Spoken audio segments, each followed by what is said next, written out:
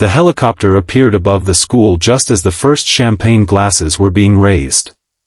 For a few seconds, nobody inside the elegant rooftop reception hall understood what they were seeing. The music continued playing, conversations faded into whispers, and dozens of former classmates turned toward the enormous glass windows overlooking the school courtyard. A sleek black helicopter descended slowly through the bright afternoon sky, its blades cutting through the warm summer air. Then someone noticed the initials painted discreetly on its side. A murmur spread through the room. "That belongs to her." The woman everyone had once called the class loser had arrived. 10 years earlier, nobody would have believed it. If you believe that kindness and second chances can change a person's life, take a moment to like this video, share it with someone who needs encouragement, leave a comment, and subscribe to Kindness Corner 2.0. Sometimes, the person everyone underestimates is carrying a story nobody bothered to hear. 10 years ago, Mireya Vale had sat alone at the back of room 204, carefully copying notes while the rest of her classmates laughed and planned their futures. She was 16, quiet, awkward, and constantly worried about whether there would be enough money at home to pay the electricity bill. Her father had been injured at work, and her mother worked long hours cleaning offices across town. Mireya wore the same two school uniforms throughout the week, repaired her own shoes, and often arrived early because the library was the only place where she could study without worrying about the noise at home. Her classmates noticed everything except her effort. They noticed the faded backpack. They noticed that she rarely attended parties. They noticed that she could not afford expensive school trips. And they especially noticed that she dreamed far bigger than they thought someone like her should. When the teacher once asked the class what they wanted to become, Mireya quietly said she wanted to build technology that could help people in rural communities receive affordable medical care. A few students laughed. One boy loudly joked that she should first figure out how to afford lunch. The laughter that followed stayed with her for years. Mireya had wanted to disappear that day. Instead, she went home, opened the battered second-hand laptop her father had found at a neighborhood repair shop, and began learning. She learned everything she could. Programming, engineering, data systems, business. She watched free lessons late into the night and wrote notes until her fingers hurt. When the laptop stopped working, she repaired it. When she couldn't afford textbooks, she borrowed them from the library. When she failed an online course, she took it again. But life continued making things difficult. After graduation, Mireya applied for dozens of scholarships and internships. Most rejected her. Some never replied. One interviewer looked at her old clothes and barely asked about her qualifications. Still, she kept going. Her first real opportunity came from a small community technology center that needed someone to organize digital records. The salary was modest, but Mireya accepted immediately. For 3 years, she worked during the day and studied at night. Then she noticed something. Remote communities were losing valuable time because patients often had to travel hours just to receive basic medical information. Mireya began developing a simple digital platform that connected small clinics with medical specialists in larger cities. Her first prototype was built at a tiny kitchen table. Her mother watched proudly from across the room. Her father, still struggling with his injury, told her that the most important inventions were not the ones that made people rich, but the ones that made someone's difficult day a little easier. Those words became her compass. A year later, Mireya launched a small company. It almost failed. The first investor withdrew. A major client cancelled. The company ran dangerously close to bankruptcy. Mireya spent weeks wondering if the people who had laughed at her had been right. One rainy afternoon, she sat alone in the office after everyone else had gone home. On her desk was an old photograph from high school. She almost threw it away. Instead, she turned it face down and opened her laptop. The next morning, she started again. That decision changed everything. Within 2 years, her company expanded into several regions. Hospitals began using her platform. Small clinics received better access to specialists. Investors who had once ignored her began requesting meetings. Mireya became successful, but she never forgot what it felt like to be ignored. She quietly created scholarships for students from families who struggled financially. She donated computers to public schools. She funded technology programs for teenagers who reminded her of herself. She never announced these things loudly. She simply did them. Then, 10 years after graduation, an invitation arrived. It was printed on expensive cream-colored paper. The class reunion committee invited everyone to a grand celebration at their old school. Mireya almost declined. She had no desire to return to the place where she had spent so many afternoons pretending not to hear people laughing. But then she noticed a handwritten sentence at the bottom.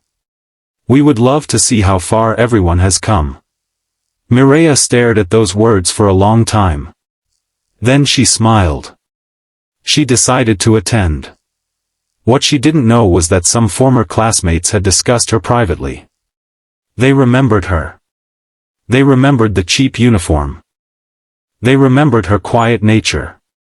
And some still believed they knew exactly where she belonged. They assumed she had probably remained unsuccessful. They planned to make jokes when she arrived. One person even suggested putting an old photograph of Mireya on the reunion display under the heading, "Most likely to disappear." They thought it would be funny. They didn't know she had already accepted the invitation. On the afternoon of the reunion, expensive cars filled the school parking lot. Former classmates arrived dressed in designer clothing, laughing about careers, vacations, and old memories. Then someone noticed the helicopter. It landed carefully on the designated area near the athletic field. The door opened. Mireya stepped out. She was 30 years old, confident, composed, and dressed in a simple navy suit. Her dark hair was neatly tied back, and she carried herself with the calm confidence of someone who no longer needed anyone's approval. For several seconds, nobody spoke. Then the recognition began. "That's Mireya." "No way. She came in that?" Mireya walked toward the building. Inside, she passed the old hallway where she had once eaten lunch alone. The walls looked smaller now. Room 204 was still there. She stopped outside it for a moment. A flood of memories returned. The laughter. The embarrassment. The loneliness. Then she smiled softly and continued walking. When she entered the reception hall, conversation stopped. A former classmate named Dorian Crest approached her with an uncertain expression. He had once been one of the loudest students in school, and he was now a successful real estate executive. "Mireya," he said, looking toward the helicopter outside. "You actually came." She smiled. "I said I would." He glanced at the helicopter again. "So, what do you do now?" Mireya could have told him about the company. She could have listed her achievements. She could have explained that her technology was now being used by clinics across multiple regions. Instead, she simply said, "I work on healthcare technology." Dorian laughed awkwardly. "That explains the helicopter." Mireya smiled politely. Before she could respond, the reunion organizer stepped onto the stage. The projector screen behind him displayed photographs from their school years. Then the old photograph appeared. Mireya froze. It was the picture of her sitting alone during lunch. The caption beneath it read, "Most likely to disappear." A few people laughed. For a moment, Mireya felt 16 again. Her chest tightened. She looked at the photograph and remembered exactly how lonely that girl had felt. But then she noticed something unexpected. Her mother was standing at the back of the room. Mireya had invited her as her guest. Her mother was smiling. And beside her stood a group of students from one of Mireya's scholarship programs, who had been invited because the school now partnered with her foundation. One of those students quietly held a sign that read, "Thank you for believing in people like us." Mireya looked back at the photograph. Then she walked toward the microphone. The room became silent. She didn't insult anyone. She didn't mention the jokes. She didn't brag about her success. She simply said that the girl in the photograph had once believed being poor meant she was less valuable than everyone else. She said that loneliness had taught her something important. People often judge a person's circumstances without knowing the battles happening behind them. She explained that her success had not come from proving everyone wrong. It had come from refusing to let their opinions decide who she would become. Then she turned toward the student standing near her mother. She told them that if they were struggling, they should never confuse a difficult beginning with a hopeless future. The hall was completely silent. Even Dorian lowered his eyes. The organizer slowly removed the photograph from the screen. And then something happened that Mireya had never expected. Dorian walked toward her. He looked embarrassed. He admitted that he had been one of the people who laughed at her years ago. He said he had spent the entire evening remembering the person he used to be and realizing how cruel his confidence had been. He apologized. Mireya looked at him for a long moment. Then she accepted his apology. Not because the past no longer mattered, but because she no longer wanted the past controlling her heart. Later that afternoon, Mireya walked outside. The sun was still bright.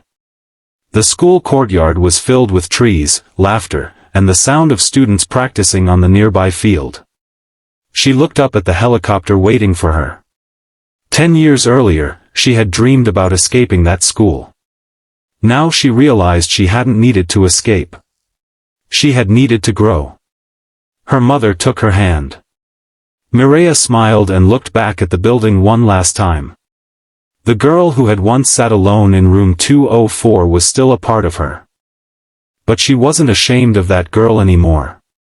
She was proud of her. Because that girl had kept going when nobody believed in her. That girl had studied when others laughed. That girl had failed and tried again. That girl had been underestimated but never truly defeated. And perhaps that was the greatest victory of all. If this story touched your heart, please like the video, share it with someone who needs hope, and subscribe to Kindness Corner 2.0 for more emotional stories about courage, kindness, and second chances.